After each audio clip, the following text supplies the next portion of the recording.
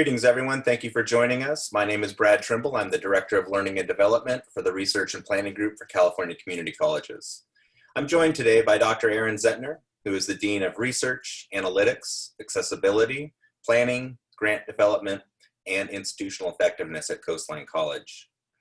Each year, as part of the RP conference, we have a call for proposals process. Within that call for proposals, we end up selecting proposals that are innovative, relevant, impactful, and able to be replicated at other institutions in consideration for our RP Awards process. Dr. Zentner was awarded the RP Award of the Year for Institutional Effectiveness. So, Dr. Zentner, I'd like to know, what exactly did you build here, and why did you build it?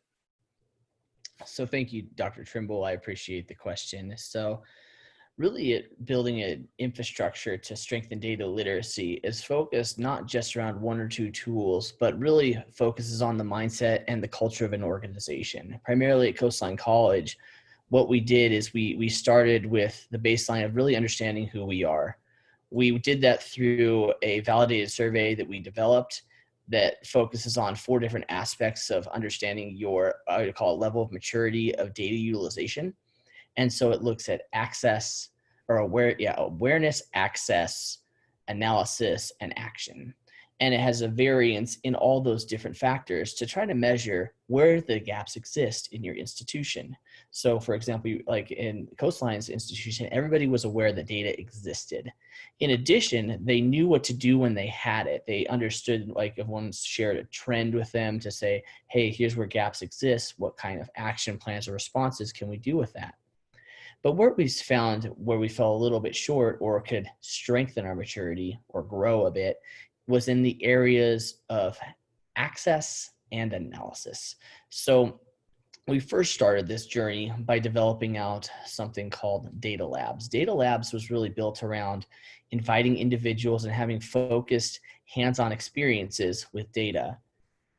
And while that was good and it served a small population over time, while we did multiple iterations of that with our data in donuts, our program review power hour, just so many different things, our slow and go events, what we found was there was a lack of engagement after those 1 or 2 meetings. And we were looking for something that was more consistent and ongoing. And we had heard of other colleges doing data coaching, but understanding the nature of what Coastline is, having 83% of our enrollment online or in distance education, we had to go back to our mission of saying, with our students, we meet people where they are. How do we do that with our employees? So understanding that everybody was comfortable and confident utilizing Canvas, it was just natural for us to say, hey, why don't we build a Canvas course and not only give the faculty, classified, and administrators a venue to collaborate together, but that for them to experience what our students experience in an online classroom environment. And so through our first iterations, we started this about 2 years ago, and we've gone through at this point around 4 different cohorts of students. And the system continues to grow and to advance over time with new activities. And it's just like a real course. It's a 4-week course where people enroll in the course, where faculty, administrators classify. It doesn't matter your classification. All is welcome. They come into the course, and it's instructor facilitated by myself, and it has a lot of interactive activities from discussion boards, quizzes, assignments that requires not only learning a surface level of the theoretical frameworks of research and how to utilize data, but provides more of an applicable approach where they're given real life scenarios, and throughout the entire course, they're building a project from day 1 all the way through the end of week 4, the last day of week 4, where at the end they have a research project where I let them to explore independently ideas that are exciting to them. And then how do they get behind that to build their knowledge, and how would they share that? How do they analyze that and put it in a way that's palatable and meaningful for everyone? And I think to just answer your question, where I've seen a lot of challenges is not just here, just society in general, is we're drowning in data, but we're thirsty for knowledge and knowledge to facilitate action. And so well, the vision of data drives what we do. No, data informs what we do. And how do we help people become more informed and confident and comfortable to utilize that data? So in addition to our in-person activities, building this online platform and classroom has really revolutionized and has built data advocates, not just in your standard administrators looking at data, but in full-time faculty, many part-time faculty, and has also engaged classified members to that maybe typically wouldn't be utilizing data to be looking at it on a more consistent basis. Wonderful. Based on your experiences strengthening data literacy infrastructure at your campus, just wondering if you have any advice that you might provide others that are interested in doing this work, either through the Canvas course that you developed or anything else. That's a really good question, Brad. A lot of the times when we hear about something that sounds exciting to us and we just want to grab something off the shelf, maybe plug and play and just run with it. And while in theory that sounds really good, we have to understand where we are as an institution, as an organization, to say, are we ready for this yet? It goes back to like, kind of like, do we have the framework? Do we have the landscape for that? And really understanding your own landscape and measuring either through a survey, through a focus group, through different activities, understanding, or even looking at your own analytics to say how many people are coming to our webpage or utilizing our dashboards or going into our data warehouse. You can measure it directly or indirectly to say, who are we not serving? Who are we engaging with? And that may be your starting point to say, we're really excited about using data. We're very eager to use it, but let's ease into that and take steps towards success. Or you may be more advanced to say everyone utilizes data, they see it in their program review, but outside of their program review or outside of something that they get in a dashboard, how are they engaging with data and what are they utilizing for? Is it like, that's a great story, that's cool, that's nice to know, which we all like nice to know things, but how is it informing and how is it being communicated and shared with others? So I think that to pull back and really answer your question is, I think with any tool like this, you need to understand your readiness and your organizational capability to adopt and adapt new things. Great, thank you very much. I was wondering if you might be able to give us a demo.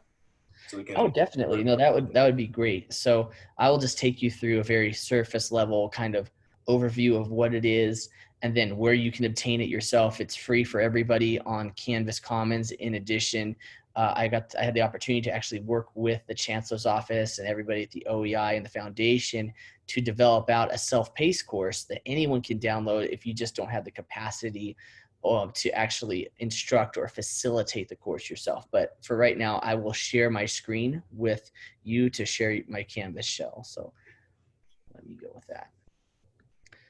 So to protect all of my people, I decided to go with the blank Canvas shell that I was doing for summer. That's going to be coming up in the next few weeks. It's a very simple, like I said, a 4-week course for anyone who's not been in Canvas. This is one of those intuitive tools that I've used for teaching, and I've used them all from Blackboard to Moodle and D2L, the whole lineup. But really looking at what the course is as an introduction, you know, just like a regular course, everyone has an orientation. They have to go through what is it like taking an online course, what's expected. You know, you want to establish those frameworks before moving forward. So I'm just going to take you to the modules page and we can walk through the modules. Now, it's just like any Canvas course and it's set up online and it describes every aspect about the course, the learning outcomes, you know, are you ready for online, and what's expected about myself. And we start with an introduction of self, like who they are, really starting that process for people to engage with each other. And it was here's some anecdata. It's very anecdotal data is where when we talk to people like one-on-one and hear their stories of, you know, I would never have spoke to this individual because I don't work anywhere near them, but because of this tool, I've been able to interact with my colleagues like I have never been able to. So we start with the introduction. We go in, talk about objectives, learning resources. So I'll take you through a typical class. So very, very straight to the point. So overview, objectives, what they're going to do, just really simply clarifies that.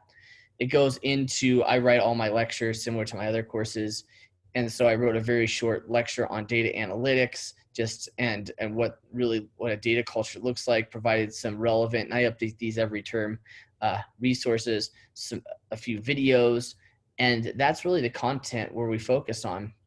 That then leads into a quiz where the students will then, or the participants will then participate in a quiz. After that point in time, they're given a discussion topic. This discussion topic really asks, what are you interested in? What do you want to know? And this is the first point, or I'd say the seed of growing this tree of knowledge that they're going to build. And with that, they move forward to their next module. And so these are a week-based module. They're every week, so I have them locked. So you can't just work ahead and do it all in one day. I know people are excited to do that, but I try to keep everybody together as a group. And as we start moving forward, we look in things like data wrangling and analysis. And while it sounds like super technical, it's not. We have to remember that not everyone's going to be a data scientist, a data analyst. We want people to be functional users and confident in their ability. If somebody hands them some data, they can make something of it, can do a simple comparison, can calculate some percentages. How do you analyze data and come to a conclusion? It's given their first assignment where they're given a data dashboard and ask them to explore that information. They get to explore one of the dashboards we're using in this course is actually looking at, you look at an individual course and its characteristics of all the students and their other course taking patterns. So you can see, are there any commonalities with students, like say, for example, in English, how many business majors are in this English courses on a consistent basis? Is there a trend? Do I need to contextualize my work? So it helps try to inform a lot of the work that we're doing around things. We also do that with all of our data demographic variables, so we can understand our student populations more, not just by subject, but by modality, and just really build in that work. So once again, we're going back to our mission of meeting students where they are. And so with that, we jump into storytelling. And in storytelling, this really helps people build the ability to facilitate dialogue. Anybody can hand somebody a report, but really making meaningful impact is, how can you take that 500-page report and paraphrase it into a few sentences? Because a lot of the times with the 10,000 meetings we're all in over Zoom, those few sentences really might make a big difference. And while we would love to have the luxury of time to read a 500-page report and is a great reference tool, how do we tabulate that in a way that it's meaningful and usable? And so that's where it really teaches them through infographic design, in presentation skills, in different ways of generating data. While I love looking at tables, unfortunately, many of my colleagues are like, can you put it together in an easier and more consumable way? And so really listening to our consumers of data and our community has been a really key component for me in developing this out and strengthening this over time. And so I think this is one of my more popular ones, is where I see a lot of our engagement. Typically, I get around 24 to 30 people in a cohort, and usually the discussion boards where everyone's required to respond to one another extends to over 100 discussions, like back and forth within a week. So people are very engaged, and it does take a bit of time. So as the lead of this group, what I have to do is continually facilitate, ask questions, and follow up. And that's something that's very important compared to just letting someone try to go learn on their own. They need that almost lead coach on the end to encourage them and guide them through. And so we go to the final actual, the role of a data coach, what's expected of these individuals, and how to be a data advocate. And, and this really helps it gives them strategies and steps on how to build their confidence and abilities to engage with individuals, to address challenging situations. You may have a difference of opinion, and how do you address that? If you're a peer faculty talking to other peers and someone has seen something for 25 years and may have a different perspective than you, how do you invite that perspective in, and how do you collaborate together to come to a general understanding? So I think that, and how does data help facilitate that dialogue? And so that's what we really cover in there. And the final capstone project is the summation of their idea, where they take their idea, they develop it as a research question to be answered. They talk about the data sources and methodology they would use, yet a survey, a database, a warehouse, whatever it may be. an observation, a focus group, whatever, and who their setting is, who they're going, where the data is going to be coming. Like I said, for example, is it going to be first generation students? Really looking to that level and helping people understand the level of data that we have, and then how they plan to analyze it. Are they just going to have some comparative analysis? Are they just going to show some frequencies? Are they actually going to do some higher end statistics? And then finally, their presentation of where are they going to share this? Is it a memo to their supervisor? Is it a presentation to their colleagues? I've had people make videos. I've had so many different opportunities that people have put together to share with me on how they would like to share their research project idea. And then throughout the following term, we conduct almost 80% of those research projects that people come up with. So it really brings this to life. And like I said, it really gives everybody the opportunity to be creative and to come up with cool ideas for change. And so one of the things that I also wanted to share was, if you don't have, well, before I go to that, sorry, preview. If you go to Canvas Commons, say if you have a Canvas shell, and you can actually go and get Canvas for free if you don't have one. It's like Teach for free or something. And as long as you work in an institution, you can get one. But say if you looked at, if you look up data coaching, this comes up, you'll see. So over 102 individuals have already downloaded this into their Canvas and have been using it. So that's really positive to see that we're making impact at other institutions. So I'm happy to show that. And then also, if you, like I said, if you may not have the capacity or time frame to lead the course yourself, we actually have a self-paced course that we've developed that's through @ONE and the VRC. And it's just really focused on, this is a 3-week course. It's even shorter, but it's really good. And it goes along a lot of the practical application that we've had in this other course. So I'm gonna stop sharing my screen, Brad. This is tremendous work here. Really want to congratulate you on everything you've developed. Seems like a tremendous value for the system, for institutional research planning and effectiveness professionals, as well as everybody else at the institution we're attempting to support. So want to commend you on this project and all the work that you've done, and congratulate you on winning an RP Award of the Year. Appreciate it. Thanks so much, Dr. Trimble. Have a good one. Take care.